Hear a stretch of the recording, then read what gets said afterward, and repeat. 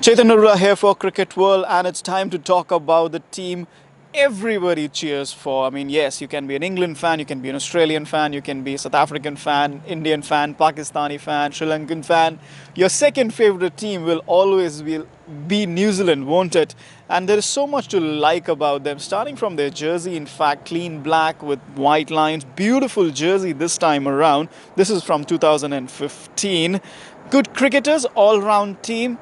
In terms of form leading up to the 2015 World Cup, they've had a patchy run. They win a series, they lose a series, win a series, lose a series.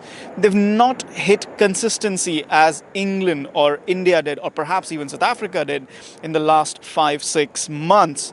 So in that sense, it's been a bit of a patchy run to the 2019 World Cup for them. In terms of their achievements in the past, well, they are the perennial semi-finalists, aren't they? 2007, 2011, 15, they were in the World Cup finals. In 2016, they reached the semi-finals in the World T20 as well. So they've been hitting on the door. They're just on the cusp of something great. Perhaps missing out the 2017 Champions Trophy, where rain cost them a couple of points, and in terms of run rate, they missed out on the semi-finals. My point here is that New Zealand have always been knocking on the doors in ICC events, perennial do-gooders.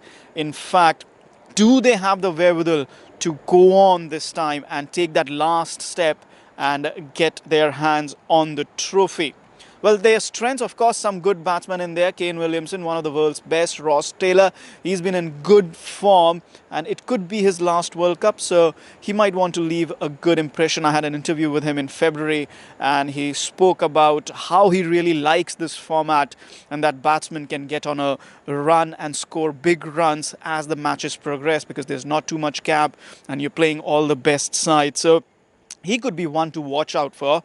Henry Nicholls and Tom Latham, they can hit big in the end, and they have a good bowling attack as well. Trent Bolt, Tim Southee, Mitchell Santner, and I really like their pace combinations. The young pacers, in terms of Lockie Ferguson and Matt Henry, a lot of pacers on their bench. It can be a fabulous bowling attack on their day, and not on their day, it can take some stick. I think on flatter wickets, they will have a bit of trouble taking wickets in the middle overs. Certainly was the case in their home series against India, although conditions might be a bit different here in the first half of the English summer.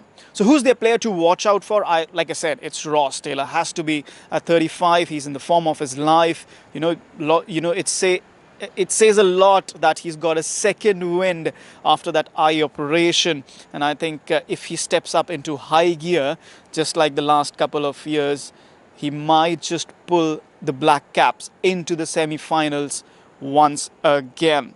So what is my prediction for New Zealand? As much as I like Kane Williamson, as much as I like the Black Caps, as much as I like Ross Taylor, they're very different from the 2015 side. Brent McCullum led that side, had a bit of character in them, a bit of a mercurial character, in fact.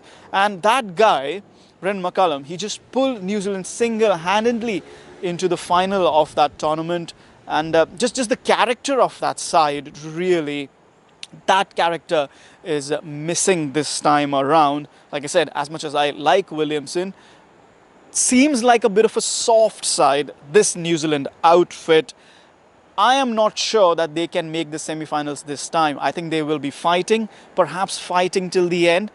And maybe, just maybe, they will lose out to the likes of South Africa, possibly even West Indies for the last 4 spots. So New Zealand's run of continuously making the semi-finals to be perhaps broken this time around, sadly.